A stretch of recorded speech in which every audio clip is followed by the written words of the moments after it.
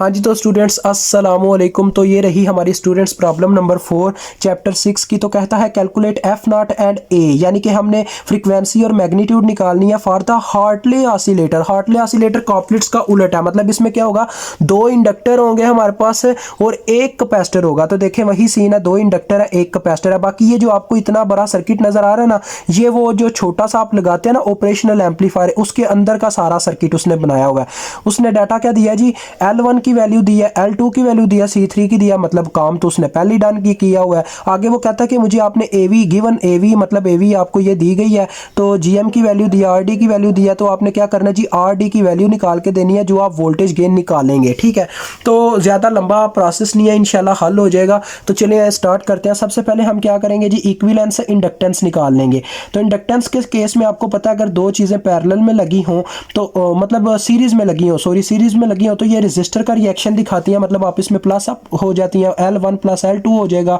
और हमारे पास क्या आ जाएगा, देखिए L1 की वैल्यू है 33, ये आपके सामने 33 माइक्रो और 100 माइक्रो वैल्यू है दूसरे की।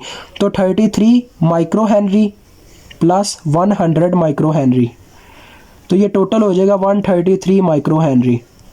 अब हम क्या निकालेंगे जी, अब हम सबसे पहले इनकी फ्रीक्वेंसी निकाल लेते हैं एफ नॉट। तो एफ नॉट के केस में हमारे पास सिंपल सा फार्मूला 1/2 पाई अंडर रूट, अब इसमें LT और C3 होगा, ये फार्मूला होगा हार्टले ऑसिलेटर के लिए। तो 1/2 पाई अंडर रूट, अब देखें LT हमारे पास कितनी है 133 माइक्रो, और कैपेसिटेंस हमारे पास कितनी दी गई है, देखिए C3 उसने 100 पिको दिया हुआ है, तो मल्टीप्लाई बाय 100 पिको, पिको का मतलब होता है 10⁻⁻12। तो इसको ओवरऑल कैलकुलेटर पे आपने पुट करना है और आंसर निकाल लेना। मैं अभी आंसर निकालता हूँ और आपको बताता हूँ। हाँ जी, तो स्टूडेंट्स दिल थाम कर बैठिए। इसकी फ्रीक्वेंसी देखें इस फॉर्म में आ रही है, हम इशारिये को आगे पीछे करके इसका मतलब कि कोई यूनिट बना देंगे। अगर हम इसे 6 कदम पीछे लेके आते हैं तो ये मेगा में चला जाएगा। 1 2 3 4 5 6, तो ये आ रही है 1.4 मेगा हर्ट्स। तो फ्रीक्वेंसी तो निकल आई है स्टूडेंट्स। अब हमने गेन निकालनी है। गेन का सिंपल फार्मूला ये इंडक्टर के साथ इन्वर्स रिलेशन रखती है गेन, तो गेन की मैग्नीट्यूड ही चले निकाल लेते हैं, यानी गेन निकालनी है तो वो माइनस में आ जाएगी। तो गेन की मैग्नीट्यूड पहले पॉजिटिव में निकालते हैं, फिर मैग्नीट्यूड भी फिर दूसरी चीज़ भी उसे बता देते हैं, मतलब कि गेन इनडायरेक्टली। तो L2 हमारे पास मतलब L2/L1 इसका फार्मूला होता है। तो L2 कितनी है 100 माइक्रो, और 33 माइक्रो वैल्यू है किसकी जी, L1 की। तो माइक्रो माइक्रो से गया, 100 को 33 पे डिवाइड कीजिए और अपना काम ख़त्म कीजिए, तो ये आती है 3.03। तो अगर आपको गेन चाहिए तो गेन हमारे पास आ जाएगी -3.03, क्योंकि मैग्नीट्यूड की फॉर्म में वो और चीज़ है और इसकी फॉर्म में और चीज़ है। तो AV की वैल्यू आ गई जी -3.03 वोल्ट पर वोल्ट, आप इसे कह सकते हैं। अब देखें स्टूडेंट्स, AV आपके पास गिवन, आपने ये वाली इक्वेशन उठानी है, ये जो उसने ऊपर दी हुई है गिवन, उसने एक इक्वेशन दी हुई है, इसके थ्रू आपने क्या करना है RD की वैल्यू कैलकुलेट करनी है। तो मैं पहले वो इक्वेशन लिख लेता हूँ। वो कहता है AV बराबर है हमारे पास -GM into RD divided by RD plus RD। अब इसमें पता नहीं उसने कौन सा फार्मूला इस्तेमाल किया, बस इक्वेशन दे दिया, तो हमने इसको सॉल्व करना है थोड़ा सा। इंशाल्लाह हो जाएगा, टेंशन नहीं लेनी है आपने स्टूडेंट्स, बस आपका भैया आपके साथ है। तो जब सर हो आपके साथ तो डरने की क्या है बात। तो GM की वैल्यू उसने हमें दी है जी कितनी, 2 मिली S मीन्स के मोहो, और उसके बाद RD की वैल्यू उसने मुझे दी है 20 किलो हम। वो कहता है जो आपने पहली AV की वैल्यू निकाली है उसे पुट करके आपने क्या करना है जी, आपने मुझे इस RD की वैल्यू देनी है।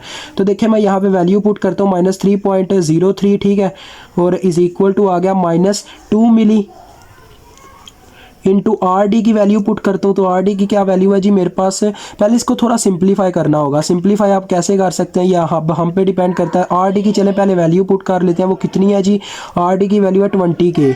तो ऊपर आ गया 20K, RD बटे में आ गया 20K प्लस RD। ठीक हो गया स्टूडेंट्स। तो इससे कैसे निपटना मैं आपको बताऊंगा, टेंशन नहीं लेनी बस। अब आप क्या करें जी, माइनस माइनस से कैंसिल हो गया, 2 मिली को उठा के इधर डिवाइड करवा दें, तो 3.03 डिवाइडेड बाय 2 मिली आ जाएगा। तो इधर क्या रह गया, सिर्फ रह गया 20K RD, ठीक है, और बटे में 20K प्लस RD। अब आपने क्या करना है, इसको जो भी आता है इसको फाइंड आउट कर ले, divided by G 3.03 divided by 3.03 क्या हो गया, 3.03 डिवाइडेड बाय 2, तो ये स्टूडेंट्स मेरे पास आता है 1.5K। 1.5 के हो गया। अब हम दोनों साइडेड पे 20 के से डिवाइड करवाते हैं ताकि ये 20 के कैंसिल हो जाए, ठीक है। तो हमारे पास आ जाएगा, इधर 20 के कैंसिल हो गया, कट गया, तो सिर्फ रह गया आर डी ओवर 20 के प्लस आर डी, ठीक है।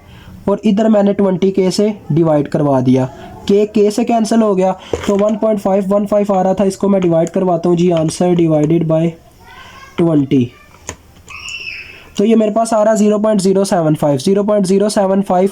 अब मैं क्या करूँगा, इसको उठा के इधर मल्टीप्लाई करवा दूंगा, यानी इसको इधर ये आके मल्टीप्लाई हो जाएगा। 20 के plus R D is equal to R D सिर्फ रह गया। अब देखिए क्या होगा जी, 20 के साथ ये मल्टीप्लाई होगा, तो ये आ रहा 1.515 के आएगा जी, बिल्कुल के आएगा।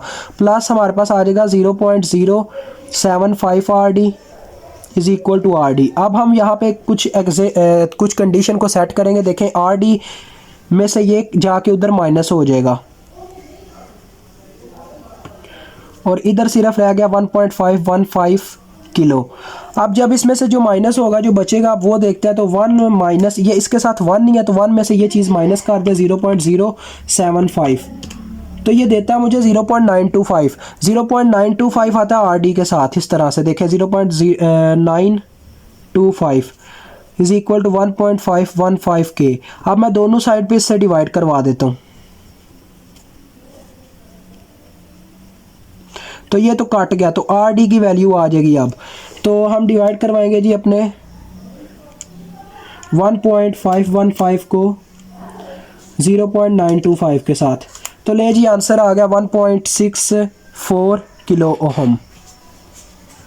तो इस तरह से आपका ये क्वेश्चन सॉल्व होता है। अल्लाह हाफिज़, अस्सलाम वालेकुम।